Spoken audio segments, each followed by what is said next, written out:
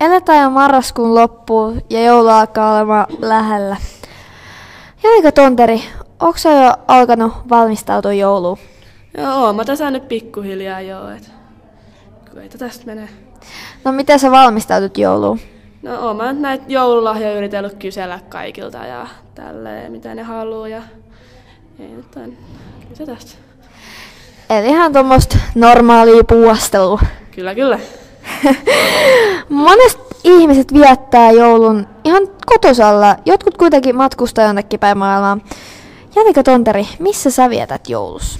No mä tavallaan asun kahdessa paikkaa tällä hetkellä. Mä käyn nämä arkipäivät täällä Turussa ja asun täällä Turussa, että käyn kouluun ja silleen mä menen tonne Uuteenkaupunkiin aina viikonlopuksi.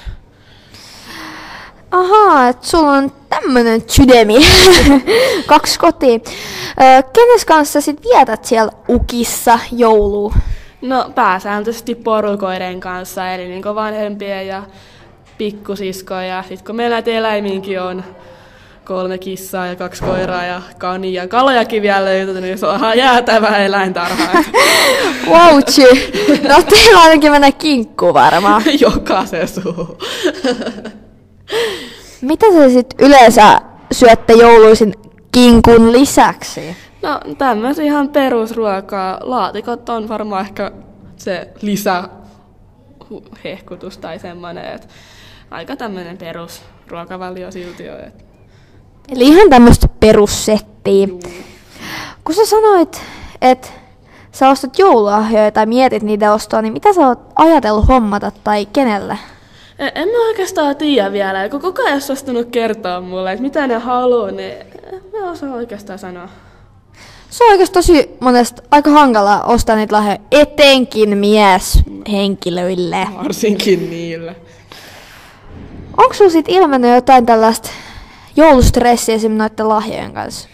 No kyllä varmaan niiden lahjojen kanssa enimmäkseen, kun ei tiedä, että mitä sä ostat, kun ei koko ajan oikeasti suostu kertoa. Sieltä tulee ihan tyypillinen vastaus, en mä tiedä, että osta jotain ja sitten ei oikeasti tiedä ja sitten millä rahalla, kun ei tämmöisellä opiskelijalla nyt vielä ole mitään tuloja eikä mitään. Et katsotaan sitten ensi joulun, että jos sillä tuellakin ehkä voisi ostaa jotain, kun sitä saadaan.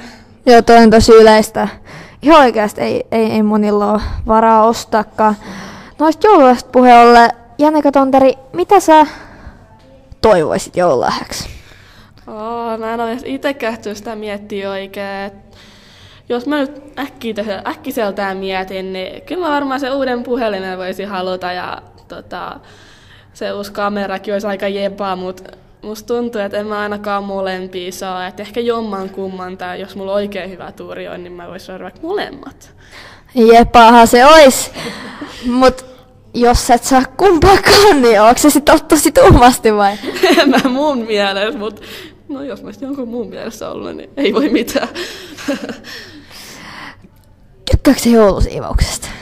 En mä kyllä kuule hirveästi, että se ei oikein ole mun juttu ikinä ollutkaan. No ei ole kyllä munkaan juttu, mutta pakko se on kyllä tehdä, et ei oikein voi mitään, mut innostuksesta puheella, että onko sulla jotain joulufiilistä ilmassa? Ei mulla kyllä nyt vielä ole, mutta me ollaan suunniteltu kavereiden kesken, jos lähdettäisiin leipoa tai pipareita tai joulutorttuja, niin jos se siinä edes pikkuhiljaa alkaisi tulemaan. Joo. No onko te perheen kanssa jotain tämmöistä perinteisiä jouluperinteitä? No en mä oikein sille osaa sanoa, että varmaan mulla ja pikkusiskolla ainakin se, että joka jouluaamu saadaan avata semmoinen 1 paketti ja olla ihan fiilareissa joskus aikaisin 7:30, kun muut vetää vielä hirsiä ihan keveästi siellä. Sitten on me varmaan joku tämmöinen, että käydään meidän äidillä syömässä ja seuraavan päivän meidän isän äidillä, kun se asuu täällä Turussa, niin tulee hiukan sukulaisiakin nähty ja syötyy varsinkin sitä kinkkua. Niin, kinkku. Kiitos haastattelusta. Kiitos.